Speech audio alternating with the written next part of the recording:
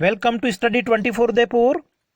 इस वीडियो में आज हम मौद्रिक नीति समिति मॉनेटरी पॉलिसी कमेटी जिसको कहा जाता है एमपीसी, इसके द्वारा जो हाल ही में बैठक हुई है 6 से 8 फरवरी 2024 को, तो इसमें कौन कौन से डिसीजन लिए गए हैं, कौन कौन से इनके द्वारा घोषणाएं की गई हैं, क्या क्या अनुमान लगाए गए हैं हमारे भारत की अर्थव्यवस्था के बारे में। मतलब हमारे देश की जो अर्थव्यवस्था है उसकी ग्रोथ रेट क्या होगी, सकल घरेलू उत्पाद की वृद्धि दर क्या होगी, महंगाई की क्या स्थिति है या क्या उसके अगले वित्तीय वर्ष के लिए अनुमान है, हमारे विदेशी मुद्रा भंडार की क्या स्थिति है, और विभिन्न जो ब्याज दरें हैं आपकी repo rate, reverse repo rate, उसकी क्या स्थिति है, उसमें क्या चेंजेस हुआ है या नहीं हुआ है, उन सभी को आज के इस वीडियो में हम डिस्कस करेंगे। सबसे पहले देखिए, अगर हम बात करें तो जो मौद्रिक नीति समिति है इसका गठन हुआ था आपके जून 2016 में। ठीक है, जून 2016 से पहले क्या होता था कि जो आरबीआई का गवर्नर होता था वो ही क्या करता था कि जो रेपो रेट है, रिवर्स रेपो रेट, इसमें क्या परिवर्तन करना है उसका निर्णय लेता था। लेकिन 2016 में मौद्रिक नीति समिति की स्थापना की गई, इसका गठन किया गया, जिसमें 5 सदस्य थे और अभी वर्तमान में इसमें 6 सदस्य हैं।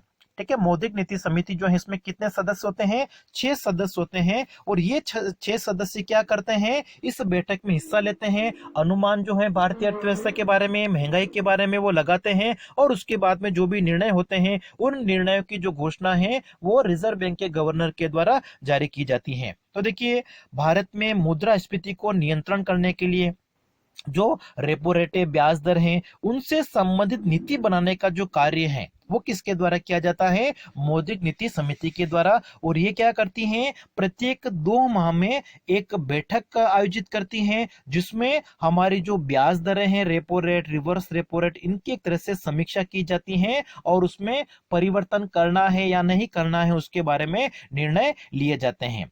ठीक है, जो गवर्नर होता है वो इस समिति की सलाह पर क्या करता है? मौद्रिक नीति के बारे में वो डिसीजन लेगा। मतलब इस समिति के द्वारा जो भी सजेस्ट किया जाएगा उसके आधार पर एक तरह से गवर्नर जो है डिसीजन लेता है। मतलब जैसे कि मुद्रास्फीति का जो लक्ष्य है वो कितना रखा गया है? 4% वार्षिक रखा गया है। ठीक है, इस समिति की सिफारिश पर मार्च 2026 तक के लिए 4% वार्षिक जो है वो हमारी महंगाई रहनी चाहिए, और उसमें प्लस या माइनस 2% की रेंज निर्धारित की गई। मतलब महंगाई जो है वो 4% वार्षिक होनी चाहिए, 2% ज्यादा हो सकती है या 2% कम हो सकती है, उसकी एक रेंज निर्धारित की गई है। और हमारे देश की जो महंगाई है वो अभी तक एक तरह से क्या है? इसी रेंज में है। अच्छा, इस मौद्रिक नीति समिति की जो गठन है 2016 में किया गया था, वो किस एक्ट के अंतर्गत किया गया था? आरबीआई एक्ट 1934 के तहत। ठीक है, आरबीआई का जो एक्ट है, आरबीआई एक्ट 1934 के तहत जो मौद्रिक नीति समिति है उसका गठन किया गया था 2016 में, और इसमें 6 सदस्य होते हैं। आरबीआई का जो गवर्नर है वो भी उसमें सम्मिलित है। ठीक है, उसके सहित, गवर्नर सहित इसमें क्या होते हैं? 6 सदस्य होते हैं। तो अभी इसकी जो बैठक हुई थी उसमें 8 फरवरी 2024 को कौन कौन सी इसमें घोषणाएं की गई हैं, कौन कौन से अनुमान लगाए गए हैं, उसके बारे में हम देखते हैं।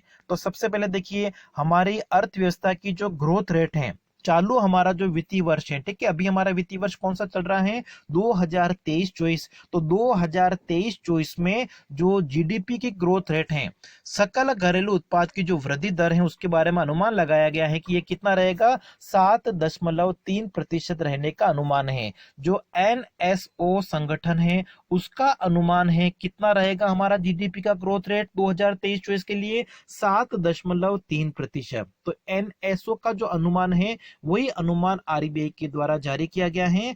आरबीआई का कहना है कि 2023-24 जो हमारा अभी करंट फिस्कल ईयर है, फाइनेंशियल ईयर है, जो चालू वित्त वर्ष है, उसमें हमारी जो ग्रोथ रेट है वो 7.3% रहेगी। जबकि अगला जो हमारा वित्तीय वर्ष है आने वाला आपका 2024-25, उसमें हमारी जो ग्रोथ रेट है अर्थव्यवस्था की वो कितनी रहने का अनुमान है? 7% रहने का एक तरह से अनुमान लगाया गया है। तो तो सबसे पहले ग्रोथ रेट के बारे में जो अनुमान लगाए गए हैं उसके आंकड़े जारी किए गए हैं इस कमेटी की बैठक में। ठीक है, सबसे पहले क्या अनुमान है कि जो चालू वित्त वर्ष है, अभी जो आपका करंट फाइनेंशियल ईयर चल रहा है, वित्तीय वर्ष चल रहा है, उसमें ग्रोथ रेट कितनी रहेगी? 7.3% रहेगी। जबकि अगले वित्तीय वर्ष में 2024-25 में ग्रोथ रेट जो है, वृद्धि दर है, आर्थिक वृद्धि दर, वो कितनी रहेगी? 7% रहने का अनुमान लगाया गया है। उसके बाद में जो हमारी रेपो रेट है वो 6.5% पर स्थिर रखने का निर्णय लिया गया है। लगातार इसकी देखिए जो छठी बैठक हुई है, प्रत्येक 2 माह में मौद्रिक नीति कमेटी की बैठक होती है, तो लगातार छठी बार रेपो रेट में किसी प्रकार का परिवर्तन नहीं किया गया। मतलब पिछले 1 साल से हमारे जो रेपो रेट है वो 6.5% ही है। अब देखिए इस कमेटी में 6 सदस्य हैं, तो 6 सदस्यों में से 5 सदस्यों ने कहा कि जो रेपो रेट है वो 6.5% होनी चाहिए, जबकि एक सदस्य का मत था कि जो ये रेट है उसमें 0.25% की एक तरह से कमी करके 6.25% रखनी चाहिए, करनी चाहिए। इस वजह से देखो 5 सदस्यों का कहना था, तो बहुमत से जो पारित हुआ है, ठीक है, 5:1 हम कह सकते हैं कि जो रेपो रेट है वो 6.5% ही रखी गई। अब देखो अगर इसमें कमी की जाती है, रेपो रेट में अगर कमी की जाती है, तो आपने अगर किसी प्रकार का कोई अगर ऋण ले रखा है, चाहे घर बनाने के लिए ले रखा है, कोई आपने गाड़ी परचेज कर रखी है, ठीक है, लोन पे, या अन्य किसी प्रकार का अगर लोन ले रखा है, तो उसकी जो किस्त होती है, ईएमआई है, वो एक तरह से क्या हो जाती है? कम हो जाती है। लेकिन जो रेपो, क्योंकि उससे ब्याज दरें क्या होगी? कम। अब रेपो दर अगर स्थिर है तो इसमें ब्याज दरें कमी नहीं होगी, जिससे क्या होगा? घर, गाड़ी या अन्य किसी प्रकार का जो लोन ले रखा है उसकी जो किस्त है, ईएमआई है, उसमें किसी प्रकार का परिवर्तन नहीं हुआ है। तो रेपो रेट आपकी जो है वो 6.5% रखने का निर्णय लिया गया है। अब देखिए इन्फ्लेशन, जो मुद्रास्फीति है, जिसको उपभोक्ता मूल्य सूचकांक के द्वारा मापा जाता है, सीपीआई पर आधारित जो इन्फ्लेशन है उसमें अनुमान लगाए गए हैं उसके।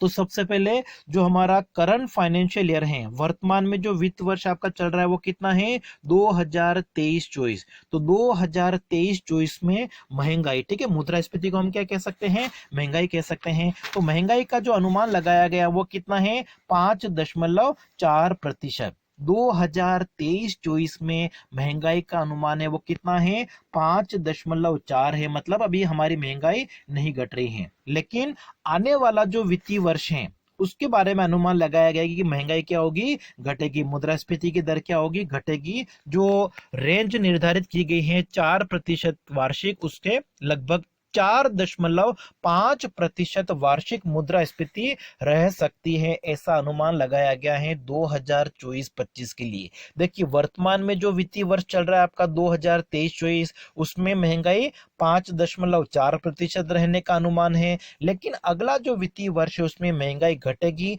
ऐसा रिजर्व बैंक का अनुमान है। और घटकर कितनी रहने का अनुमान है? 4.5%।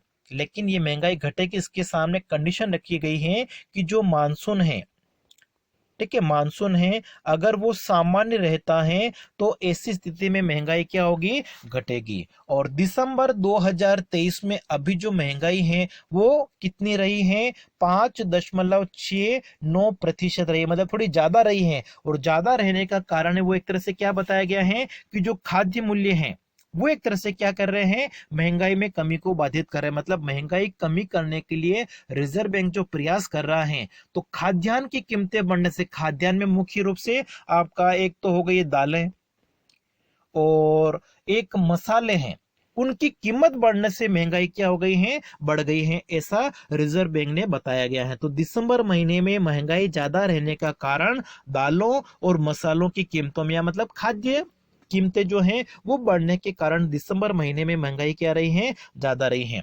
अब देखिए विदेशी मुद्रा भंडार की बात की जाए तो विदेशी मुद्रा भंडार जो हमारा है अभी वो कितना है?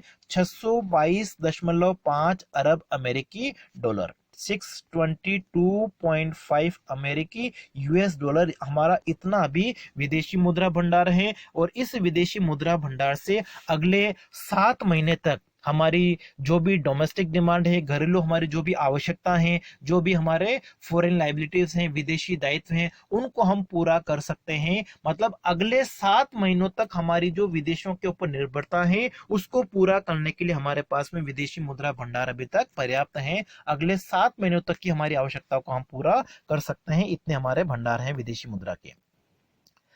अब देखिए वर्तमान समय में अगर हम देखें तो जो विभिन्न दरें हैं उनकी क्या स्थिति है। ठीक है, फरवरी 2024 के अनुसार अगर आप देखो तो जो रेपो रेट है वो कितनी है, 6.5% है। लगभग पिछले एक साल से ये क्या है, स्थिर है। तो सबसे पहले रेपो रेट हमारी क्या है, 6.5% है। रिवर्स रेपो रेट जो है वो कितनी है, ये भी आपकी स्थिर है, 3.35% है। 3.35% रिवर्स रेपो रेट है, जबकि रेपो रेट कितनी है, 6.5% है। अभी जो बैठक हुई थी उसमें इन दरों में किसी प्रकार का कोई परिवर्तन नहीं किया गया है, पहले जो दरें थी वही दरें हैं। बैंक रेट और एमएसएफ जो है वो कितना है, 6.75% है। एसडीएफ है वो आपका अभी कितना है, 6.25% है। सीआरआर कितना है, 4.5% है। और एसएलआर कितना है, 18% है। तो ये जो विभिन्न दरें हैं उनकी स्थिति है वर्तमान समय में फरवरी 2024 के अनुसार अगर आप देखो तो रेपो रेट कितनी है, 6.5% है। रिवर्स रेपो रेट कितनी है, 3.35% है। ठीक है, एग्जाम के लिए आपको मुख्य रूप से ये दो चीजें आपको ध्यान रखनी, बाकी भी चीजें ध्यान रखनी है, लेकिन जो आपकी कंपटीशन एग्जाम होते हैं उसमें ज्यादा रेपो रेट या रिवर्स रेपो रेट के बारे में पूछा जाता है। तो रेपो रेट कितनी है, 6.5% है, जबकि रिवर्स रेपो रेट कितनी है, 3.35 है। बाकी इसके अलावा आपकी जो बैंक रेट है, एमएसएफ है, वो कितनी है, 6.75% है। एसडीएफ कितना है, 6.25% है। सीआरआर कितना है, 4.5% है। और एसएलआर कितना है, 18% है। अब देखिए ये जो मौद्रिक नीति कमेटी है प्रत्येक 2 महीनों में क्या करती है, जो रेपो रेट है, मतलब ये ब्याज दरें है ना, विभिन्न प्रकार की जिनको नीतिगत दरें कहा जाता है, इनकी समीक्षा की जाती है प्रत्येक 2 महीने में। अब अगली जो इनकी बैठक है वो होगी अप्रैल में, 3 से 5 अप्रैल 2024 को। ठीक है, प्रत्येक 2 महीनों में क्या की जाती है, इन विभिन्न दरों की repo rate, reverse repo rate, आपकी जो भी ये ब्याज दरें हैं उनसे संबंधित, क्योंकि मौद्रिक नीति जो है उसके द्वारा क्या किया जाता है, महंगाई जो मुद्रास्फीति है उसको कंट्रोल करने का काम किया जाता है। और उसको कंट्रोल करने के लिए प्रत्येक 2 महीने में जो दरें हैं उनमें परिवर्तन करना है या नहीं करना है वो डिसीजन लिए जाते हैं। तो अगली जो बैठक होगी वो आपकी होगी 3 से 5 अप्रैल 2024 को। ठीक है, अभी जैसे गवर्नर हैं, आरबीआई के गवर्नर कौन है, शक्तिकांत दास हैं। ठीक है, उन्होंने क्या कहा कि जो महंगाई है उसको 4% वार्षिक, ठीक है, एनुअल का जो लक्ष्य है उसको लाने के लिए, मतलब महंगाई को 4% तक लाने के लिए एक तरह से रिजर्व बैंक जो है वो प्रयास कर रहा है। जैसे अभी तो वित्तीय वर्ष हमारा 2023-24 है उसमें ज्यादा है, लेकिन 2024-25 में जो महंगाई आपकी है वो 4.5% रह सकती है। और ये जो महंगाई है उसको 4% पर लाने के लिए, मतलब उनका जो मेन फोकस है रिजर्व बैंक का वो किसके ऊपर है, महंगाई को घटाने के ऊपर है। तो आज की क्लास में इतना ही, धन्यवाद।